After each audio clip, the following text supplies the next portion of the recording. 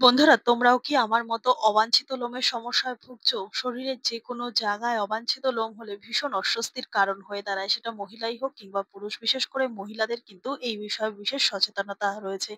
যেরকম ধরো, আমাদের হাতে, পায়ে এই ধরনের যে লোমগুলো থাকে, অবাঞ্ছিত লোমগুলো, সেগুলো তুলে ফেলার জন্য আমরা নানান রকম বাইরের কেমিক্যাল জাত কোনো ক্রিম ব্যবহার করে থাকি, কিন্তু সেগুলো আমাদের স্কিনের পক্ষে একেবারেই ভালো না।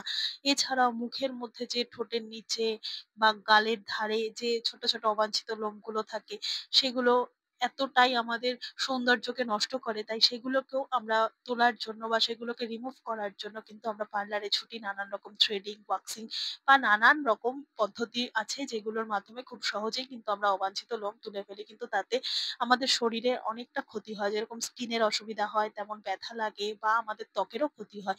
তো আজকে এমন একটা ঘরোয়া পদ্ধতি তোমাদের সাথে শেয়ার করব, যেইভাবে খুব সহজে কিন্তু আমরা ঘরে বসেই বিনা খরচে বা কোনো রকম ব্যথা ছাড়াই অবাঞ্ছিত লোমগুলো তুলে ফেলতে পারবো। তো একটা প্রাকৃতিক উপায় আছে, তো সেটাই আজকে তোমাদের সাথে শেয়ার করবো। চলো তাহলে দেখে নেওয়া যাক আজকের ভিডিওটা। তার জন্য সবার প্রথমে এখানে একটা পরিষ্কার পাত্রের মধ্যে নিয়ে নিয়েছি বেশ খানিকটা দুধ। দুধের মধ্যে থাকে ল্যাকটিক অ্যাসিড, যা কিনা আমাদের লোম বা অবাঞ্ছিত যে লোমগুলো আছে সেগুলো রিমুভ করতে সাহায্য করে, সাথে ত্বকে যাতে কোনো রকম ক্ষতি না হয় সেই জন্যই কিন্তু এখানে দুধের ব্যবহার। নানান রকম বাইরের কেমিক্যাল জাত জিনিস ব্যবহার করতে করতে ত্বকের কিন্তু অনেকটাই ক্ষতি হয়। তাই এখানে প্রোটেকশন হিসেবে কিন্তু এখানে আমরা দুধটাকে ব্যবহার করছি। আর এখানে দিয়ে দেবো হাফ চামচ পরিমাণ কস্তুরি হলুদ। তো এর বদলে তোমরা অর্গানিক হলুদও দিতে পারো, কিংবা যদি কোনো কিছুই না থাকে, রান্নাঘরের যে হলুদ থাকে নর্মাল রান্না করার জন্য, সেটা খুব সামান্য পরিমাণ দেবে। তাতে হলুদের ভাগটা খুব কমই থাকে, তাই সেটাকে যতটা পারবে চেষ্টা করবে অ্যাভয়েড করার। আর দিয়ে দেবো একটুখানি চিনি। চিনির পরিবর্তে মধু ব্যবহার করতে পারো। আর দিয়ে দেবো খুব সামান্য পরিমাণ, মানে 1 চিমটে পরিমাণ দিয়ে দিলাম এখানে খাবার সোডা। বা সোডা কিন্তু এখানে তোমাদের খুব সুন্দর মতো হেয়ারটাকে রিমুভ করবে, বা হেয়ারের যে গ্রোথ সেটা ধীরে ধীরে কমিয়ে দেবে। আর ভেতর থেকে কিন্তু যে হেয়ারের শক্ত ভাব রয়েছে সেটাকে অনেক বেশি নরম করে দেবে। এবার সমস্ত কিছুকে একসাথে ভালো করে মিশিয়ে নেবো। চিনির পরিবর্তে তোমরা মধু ব্যবহার করতে পারো। চিনি কিন্তু প্রাকৃতিক স্ক্রাবার হিসেবে ব্যবহার করা হয়, যেরকম ত্বকের ভেতরে থাকা ময়লা সেগুলোকে তুলে ফেলে, তার সাথে কিন্তু লোমের ঘনত্ব কমিয়ে দেয়। এবার কি করব, একটা বড় পাত্রের মধ্যে সমস্ত কিছু মিশ্রণটাকে দিয়ে দিলাম। এবার গ্যাসের আঁচ জ্বালিয়ে কম আছে এটাকে কিন্তু ভালো করে ফুটিয়ে নেবো। বন্ধুরা, এখানে একটা জিনিস লক্ষ্য রাখতে হবে, কোনোভাবেই কিন্তু গ্যাসের আঁচ বাড়ানো যাবে না। তাতে করে দেখা যাবে যে দুধের মধ্যে যে হলুদটা রয়েছে সেটা জ্বলে যাবে, বা দুধের মধ্যে যে হলুদটা দেওয়া রয়েছে সেই হলুদের যে গন্ধ বা হলুদের যে গুণ সেটা কিন্তু নষ্ট হয়ে যাবে। তাই গ্যাসের আঁচ একেবারে কমিয়ে দিয়ে এটাকে বেশ খানিকটা সময় ফুটিয়ে নিতে হবে। যত বেশি ফোটাবে দেখবে ধীরে ধীরে দুধের যে একটা লিকুইড ভাব থাকে সেটা ধীরে ধীরে কমে কিন্তু ঘনত্ব তৈরি হবে, মানে অনেকটা ঘন তৈরি হয়ে যাবে।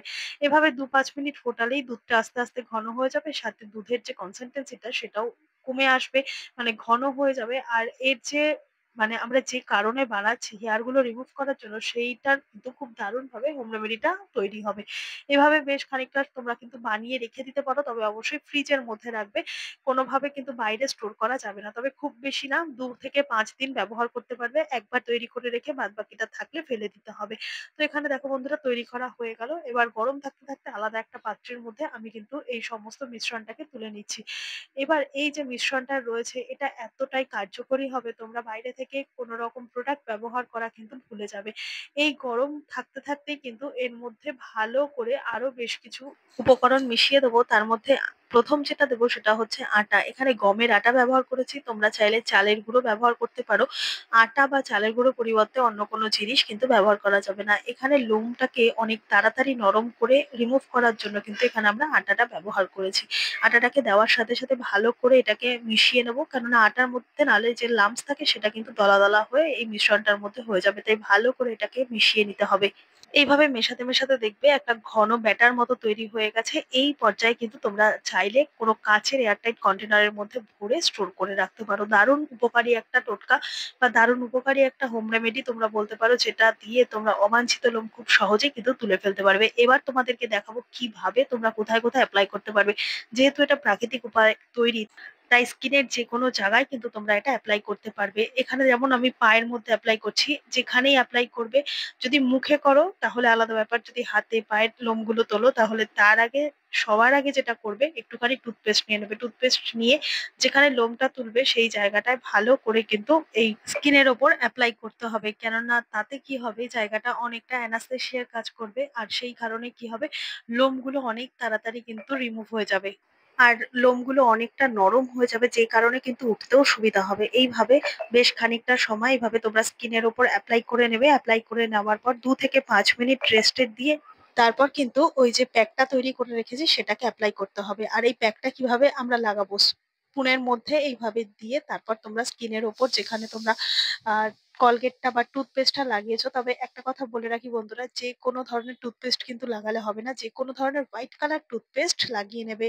অন্য কোনো কালার বা অন্য কোনো রকম টুথপেস্ট কিন্তু এক্ষেত্রে ব্যবহার করা যাবে না। এটাকে দিয়ে 2-5 মিনিট আবারও রেস্টে রাখতে হবে, তাতে করে যে লোমগুলো রয়েছে সেগুলো নরম হয়ে যাবে। এবার কিভাবে তুলবে, এখানে নিয়ে নিচ্ছি সুতির এক টুকরো কাপড়। সুতির কাপড়টা দিয়ে ভালো করে এইভাবে তোমরা যেখানে লাগিয়েছো সেই জায়গাটা দিয়ে এভাবে মুছবে। মোছার সাথে সাথে দেখবে এই স্কিনের মধ্যে থাকা যে সমস্ত লোমগুলো ছিল সেই লোমগুলো এই প্যাকটার সাথে কিন্তু উঠে যাচ্ছে, আর যেই কারণে আমাদের স্কিনটাও পরিষ্কার হয়ে যাচ্ছে, আর কোনো রকম কিন্তু আমাদের স্কিনের মধ্যে জ্বালা, ইচিং বা কোনো রকম ব্যথাও কিন্তু লাগছে না। এইভাবে কিন্তু ঘরোয়া পদ্ধতিতে খুব সহজেই আমরা এই লোমগুলোকে বা অবাঞ্ছিত লোমগুলোকে তুলে ফেলতে পারি। আর কাপড়টা দেখলেই বুঝতে পারবে কত সহজে কিন্তু লোমগুলো সব রিমুভ হয়ে গেছে। আর এইভাবেই কিন্তু খুব সহজে ব্যথা ছাড়াই বাড়িতে বসে কোনো রকম থ্রেডিং, ওয়াক্সিং কোনো কিছু ছাড়াই খুব সহজে আমরা লোমগুলো পরিষ্কার করে নিতে পারি। এবার কি করব, ভালো করে জায়গাটাকে পরিষ্কার করে নাও। পরিষ্কার করে নেওয়ার পর দেখো বন্ধুরা, খুব সহজে কিন্তু তোমরা দেখলেই বুঝতে পারছো যে পরিমাণ এই জায়গায় লোমটা ছিল সেটা কিন্তু সম্পূর্ণ উঠে গেছে। এবার ভেজা কাপড় দিয়ে তোমরা জায়গাটাকে মুছে নাও, কিংবা গরম জল দিয়েও কিন্তু জায়গাটাকে মুছে নিতে পারো। হালকা উষ্ণ গরম জলে কাপড় ভিজিয়ে নিয়ে তারপর যদি মোছো, তাহলে দেখবে সমস্ত লোমও উঠে গেছে, সাথে করে আমাদের জায়গাটাও পুরো পরিষ্কার হয়ে গেছে। এইভাবে হাতে, পায়ের, মুখের যে কোনো জায়গার লোম কিন্তু তোমরা অনায়াসে তুলে নিতে পারো ঘরে বসে।